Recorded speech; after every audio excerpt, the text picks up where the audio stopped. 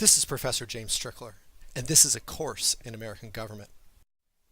This lesson is from Unit 1 about theories of government. It is Lesson 8 about rule of the many. In this lesson, you'll learn about the meaning of the term democracy, about examples of democracy, about the problem of impracticality in democracy, the problem of inefficiency in democracy, the problem of mob rule in democracy, and the problem of demagogues in democracy. In previous lessons, we learned that the problems of living without government would naturally lead us to want a government to provide us with security for our lives, our liberty, and our property. But having decided that we want government, we must next decide what form of government will be best. We then turn to the ancient Greek philosopher Aristotle for guidance about the possible forms that a government might take. As represented in the rows of this chart, Aristotle decided that we can arrange the possible forms of government into three general categories. A government might consist of a single person who rules over everyone else, or a government might be composed of a small number of persons who share power over the people, or the many people might make up the government themselves. Then, as represented in the columns of this chart, Aristotle further divided these categories according to the purposes that they might serve. He said that there are two general purposes that rulers might pursue. Some rulers, whether they be one, few, or many, may use their power to try to benefit the entire community over which they rule. Other rulers, whether they be one, few, or many, may use their power to benefit themselves. In Lesson 6, we learned that rule by a single person who seeks to serve the needs of the community was called monarchia by Aristotle. That word has evolved into the term monarchy we use today.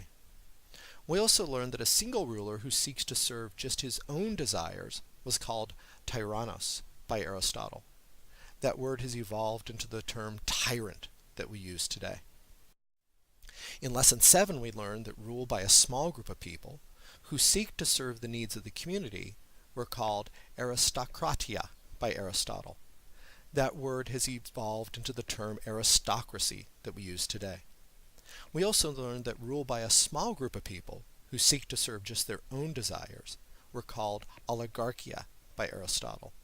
That word has evolved into the term oligarchy that we use today. In this lesson, we consider rule of the many. When we think of rule of the many, government of the people, by the people, for the people, to quote Abraham Lincoln, may come to mind. Is rule by the many a good idea or a bad idea? In the United States of America, we have a historical bias in favor of the idea of rule by the many. But it may surprise you to learn that Aristotle believed that rule by the many was generally a bad idea. This is for reasons that you will understand as this lesson progresses. Whether it was being done for the good of the community or for the good of the rulers doesn't really matter, since under the rule of the many, they are the same thing. Rule by the many was called demokratia by Aristotle. The word means that the people rule. That word has evolved into the term democracy that we use today. The Founding Fathers generally agreed with Aristotle that democracy is a poor choice for a government. If that surprises you, it's probably because you don't yet understand what the term democracy meant to the founders of the United States of America and to the ancient Greeks. Democracy used to refer to what we may call today direct democracy. In a true democracy, all citizens are literally a part of the actual government. The public does not just elect someone to conduct the functions of government for them. They conduct those functions themselves. In ancient Greece, democracy was practiced in town meetings in which every citizen participated, although who those citizens were considered was limited by sex, age, and servitude, and by the size of their community. This could still be a large number, totaling even into the tens of thousands in their largest cities. This kind of direct democracy can still be found in a few places in the United States. most notably in the town meetings used to govern many small towns in New England. In these towns, each voter has a seat as part of the government themselves, and they collectively make decisions about what their government will do. This surviving example of democracy, as the term is correctly used, sheds light on the first significant problem with democracy. It is an impractical form of government, except in small cities. Just imagine a government that had to involve tens of millions of American citizens in its every decision. It could not happen. If your country, in other words your state, is bigger than a city, true democracy becomes not just impractical, but impossible. A second problem with true democracy is that it is an inefficient way to govern.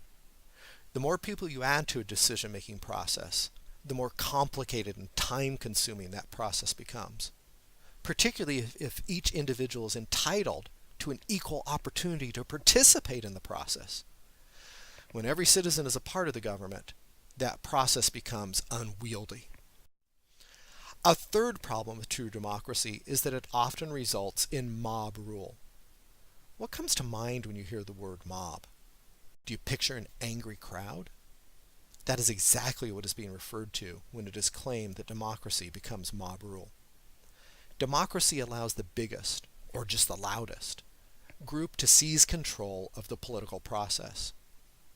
This large group will probably be made up of the least informed citizens. Their choices will not be guided by careful logic, but by their emotions. The result may not just be bad policy, but often a disregard for the concerns of other groups. True democracy provides no protection for minority rights. A final problem for true democracy is that it can fall prey to demagogues. As the majority participants in a democratic system become frustrated with the inefficiencies of democracy, they may turn to an authoritarian figure to rescue them. This leader will appeal to their anger, promising easy solutions to their frustrations. They will then exercise their democratic authority to give him power. A demagogue will happily take the power to build up himself and serve his own desires. By the time the Democratic majority has figured out they have lost their power to a tyrant, it may be too late. I have Donald Trump as the background photo on this slide, not because I am claiming he will become a tyrant, but because he clearly made use of the methods of a demagogue to get elected president. So thinking of how he appealed to voters should help you understand how demagogues gain power. A couple of familiar examples from history may also help you understand demagogues. The people of France rose up in popular revolution and dethroned their king. They then attempted to institute a democracy, but their efforts spiraled out of control. In their moment of great crisis, they turned to Napoleon Bonaparte, who used the power they gave him to make himself emperor. Similarly, Adolf Hitler came to power not through force, but by being elected by a democratic majority of the German people. He used the power he was given to make himself a dictator. That completes this lesson.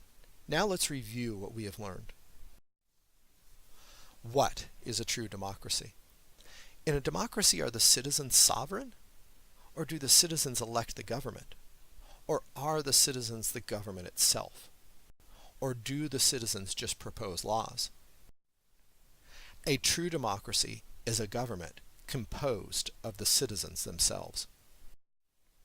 What is a modern example of true democracy? Is it congressional elections? Or is it presidential elections? Is it New England town meetings? Or is it a city council meeting? True democracy, as the term is properly understood, can still be found in New England town meetings. Why is democracy impractical? Is it because effective meetings can only be so big? Or is it because people don't like participating in government?